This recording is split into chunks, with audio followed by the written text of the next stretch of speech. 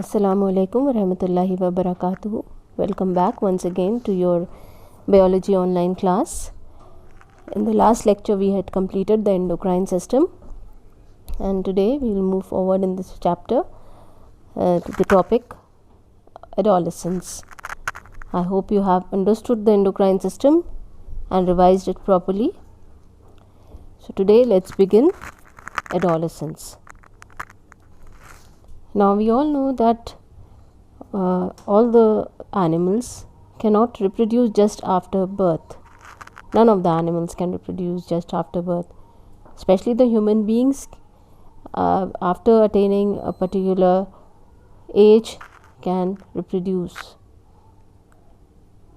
So they grow up to a certain age and undergo many changes, and these changes in the body during the development of a child into an adult occur due to hormones, which I have told you are the secretions of the endocrine glands.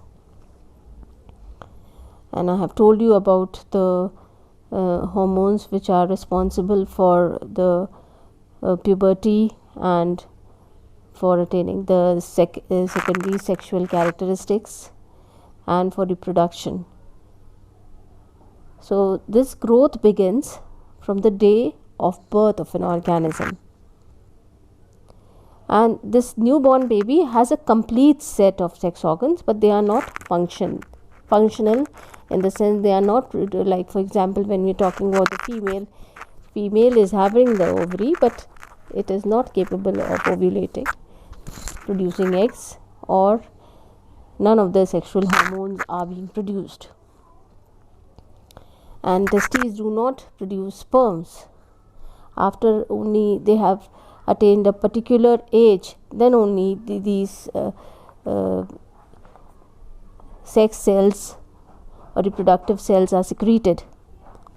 So we can say that this is a period between childhood and adult, and this period of life characterized by physical and emotional changes in the body that leads to reproductive maturity is called adolescence. The person in this age of adolescence is known as an adolescent. Is it clear? So it is the period of life of individual when society no longer views them as a child, but does not as yet concede him either the roles or the functions inherent in the status of adults. So we cannot say, that is why I am saying it is a period between childhood and adulthood. We are not mature enough to take decisions which adults take, and we are not so young that we can be called a child, and our mistakes cannot be forgiven, and because we are no more a child. So this is a transitional stage between childhood and adulthood. So it begins around the age of 11 and lasts up to the age of 18 or 19 years. And since this period covers teens, that is 13, 14, 15, all teen till 19 years, adolescents are also called teenagers. So the period of adolescence may vary from person to person, and in girls adolescence may begin 1 or 2 years earlier than boys. You must be having children in your family, or you must have seen yourself that you have grown taller than your cousin brother who is of the same age. So this adolescence or this particular these changes develop later on in the body. So when boys and girls become capable of reproducing, so it marks the onset of puberty, which I have told you that this is the age at which the production of sex hormones begin.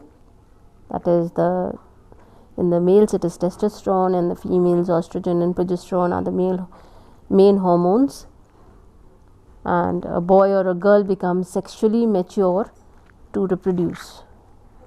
Is that clear? So what is puberty? That it is the transitional in between period of development during which an individual mature from childhood to physical, psychosocial, sexual and reproductive maturity. Psychosocial means socially and psychologically. Psychologically means that he or himself starts considering that I am no more a child and I can cope up things on my own, and I understand and know everything. Social means the type of interaction that you present with different people in the society, you know that. And sexual and reproductive maturity is also there, which I will discuss later on. Then what are the changes that occur during adolescence? Are physical and emotional changes which are there in puberty. So basically they may be experiencing different types of changes in both girls and boys. That is increase in height, that is there is a spurt in height, that is a certain increase in the height, and the person becomes tall, and that is just because of the elongation of the bones of the arms and leg. Elongation means increase in the length of the bones of the arms and legs.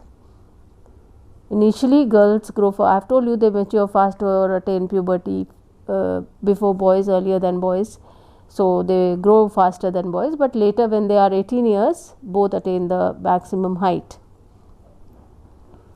The increase in height is different in different individual, so that depends on your parents also, your genes.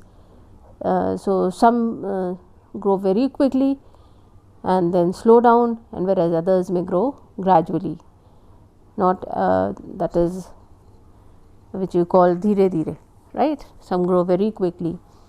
Then there are changes in the body shape.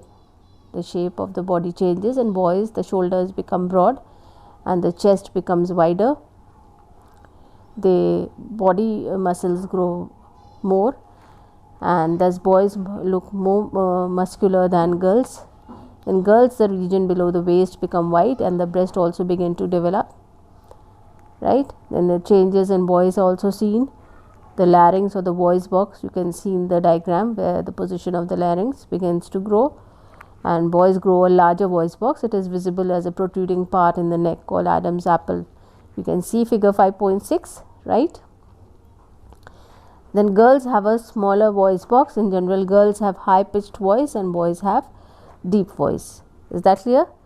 So you know that squeaking sound or that high pitched voice of girls and boys have a deep voice.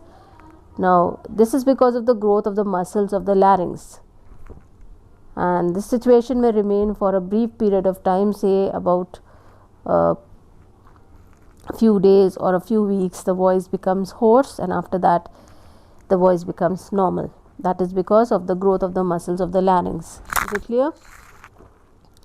Then increased activity of the sweat gland and sebaceous gland.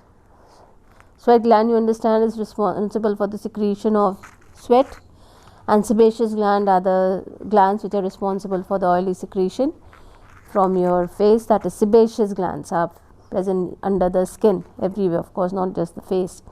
The oily secretion that keeps your skin nourished, they produce sweat and all respectively. I have told you sebum is the oil that is secreted from the skin, and during adolescence the secretion of these glands increases. That is why at this particular time you may get acne, which is a skin disease, and pimples on the face because of the increased activity of sweat and sebaceous gland both. Then apart from this, there is development of sex organs, that is the male sex organs like the testes develop completely and they start producing sperms, and the female sex organs like the ovaries and oviduct develop completely. They enlarge and start releasing the mature eggs, which we have discussed. I don't need to elaborate again and tell that how does this ovulation take place, and then what is the other process which is involved. So these are the various psychological changes which you can see in the table. There are mood swings. At times you feel very happy, very excited. Other times you are very dull and you feel very low. You have fears and insecurities, especially in this type of atmosphere, especially in March and April when this pandemic started.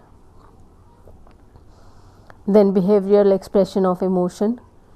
Through your behavior, your emotions are expressed and you tend to withdraw yourself. You don't want to sit among people whom you don't know, with the strangers. At home you also like to sit alone, and you might be very rude to others and friendly to a few. And these are some of the psychological and emotional changes which are given in this table.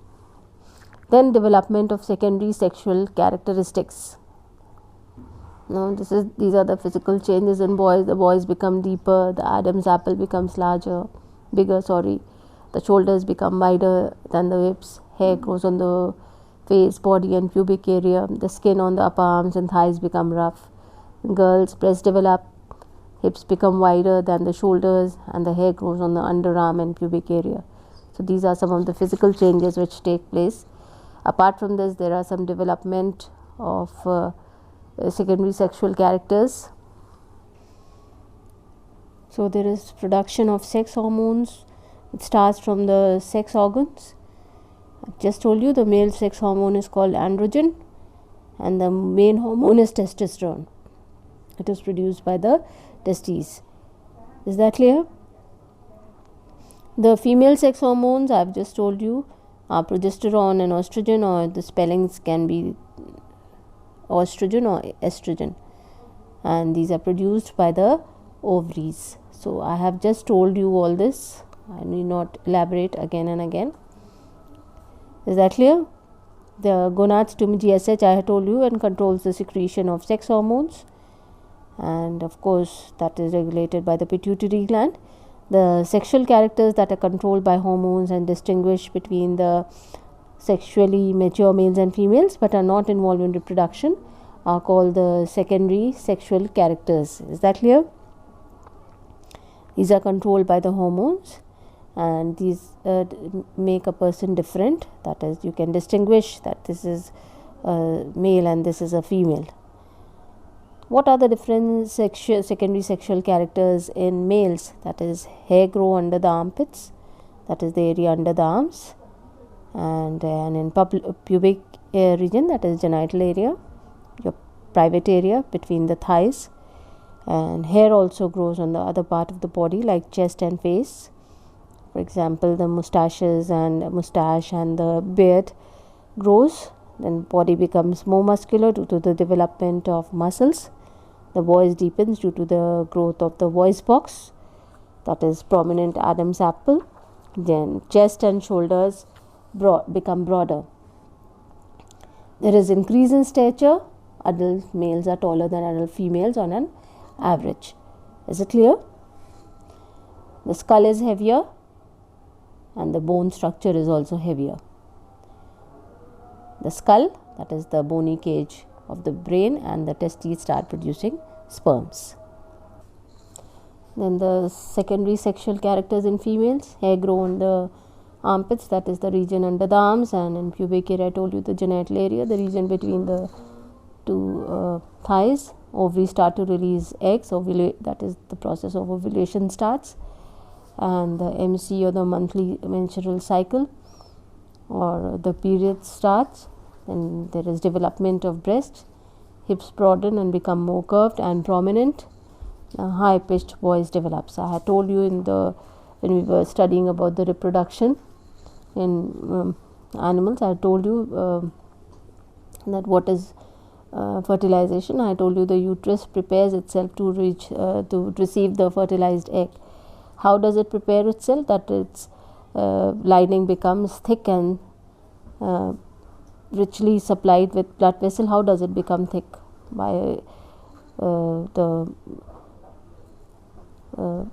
development, or more and more it becomes richly supplied with blood capillaries, and tissue also develops thick, and this if it does not receive the fertilized egg, this lining has to be shed, and this is called as menstruation.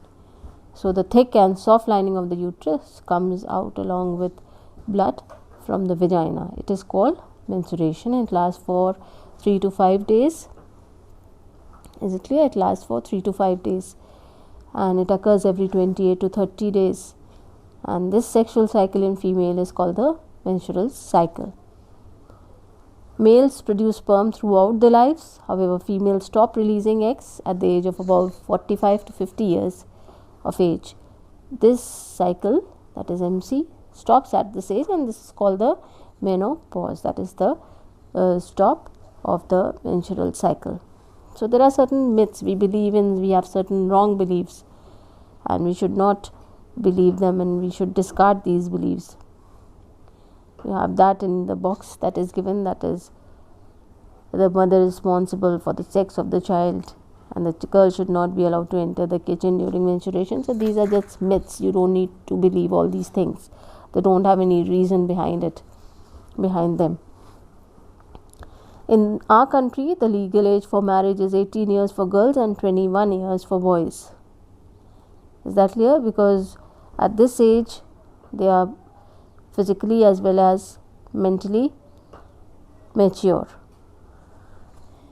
So the table on page number 5.2, table on page number 58, that is table number 5.2, that is changes at adolescence, have been summarized in this table, which I have told you that in girls, ovaries start producing progesterone and estrogen, and in boys, testes start producing testosterone.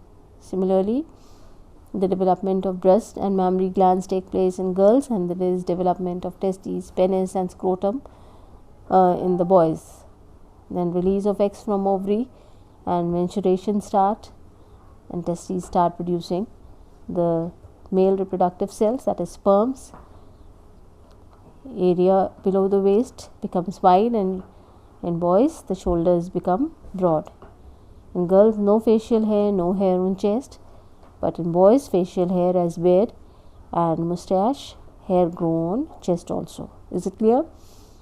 Girls have high pitched voice at this age, and boys, the voice also changes, becomes deeper.